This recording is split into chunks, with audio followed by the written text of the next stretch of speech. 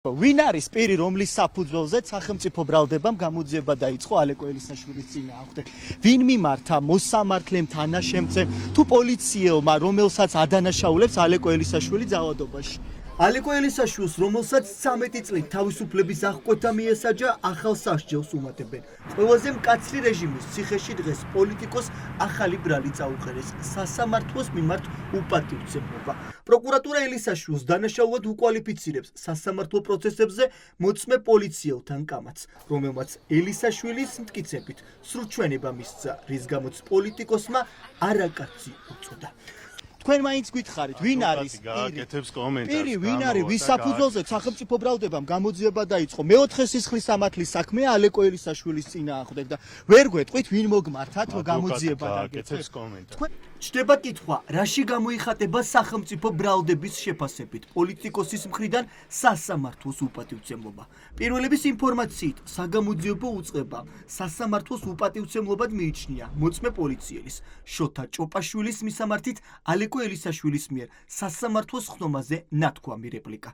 სწორედ შოთა ჭოპაშვილია ის პოლიციელი, რომელიც ელისაშვილმა მოსამართლის თანდასწრებით ძალადობასა და არაადამიანურ მოპყრობაში დაადანაშაულა. ეს პოლიციელი გამოკითხეთ, რომელსაც ალეკო ელისაშვილი უმძიმეს ბრალდებებს უყენებს.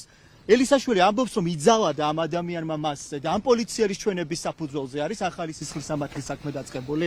პირველებმა გაარკვია, რომ ალეკო ელისაშვილისთვის ახალი ბრალის წაყენება პროკურორმა ანა ხუჯაშვილმა მოითხოვა. მან დანაშაულად სიტყვა არაკაცი მიიჩნია. რა თქმა უნდა, ახლა მას ეღიმება ამ საქმესთან დაკავშირებით. ამ შემთხვევაში ერთადერთი ბრალდებული უნდა ყოფილიყო შოთა ჭიპაშვილი, რომელმაც ჩაიდინა არაადამიანური მოპყრობა, წამება რეალურად ადამიანის ალეკო ელისაშვილის მიმართ და საქმე გვაქვს რა, ანუ წამებელ ადამიანს ალეკო ელისაშვილმა უწოდა არაკაცი და კონკრეტულად არაკაცი არის სიტყვა, რის გამოც დღეს უკვე ბრალი წარუდგინეს ალეკო ელისაშვილს.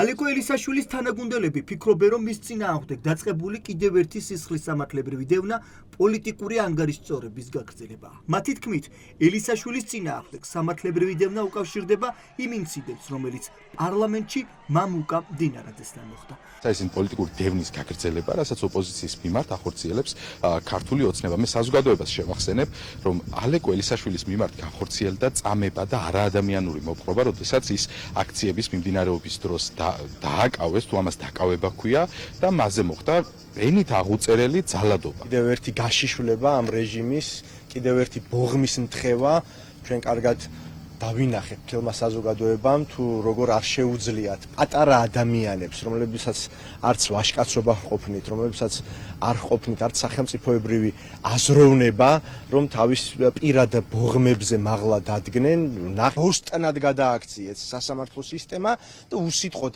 აღასრულებენ ყველა იმ დავალებას, რომელიც მოდის ქართული ოცნებიდან. უცნობია, როდის განიხილავს მოსამართლეს საქმეს და რომელ მოსამართლეს დაეწერება ალეკო ელისაშვილის წინააღმდეგ აღძრული მეოთხე სისხლის სამართლის საქმის განხილვა. იმის გამო, რომ ელისაშვილს უკვე აქვს მსჯავრდებული სტატუსი, კანონი მხარეებს არავალდებულებს სისხლის სამართლის საქმეზე მოსამართლემ 48 საათში იმსჯელოს. შესაბამისად, არ არის გამორიცხული, რომ აღნიშნული საქმე ხანგრძლივი დროით გადაიდოს და დიდი ხანი თაროზე შებუდოს.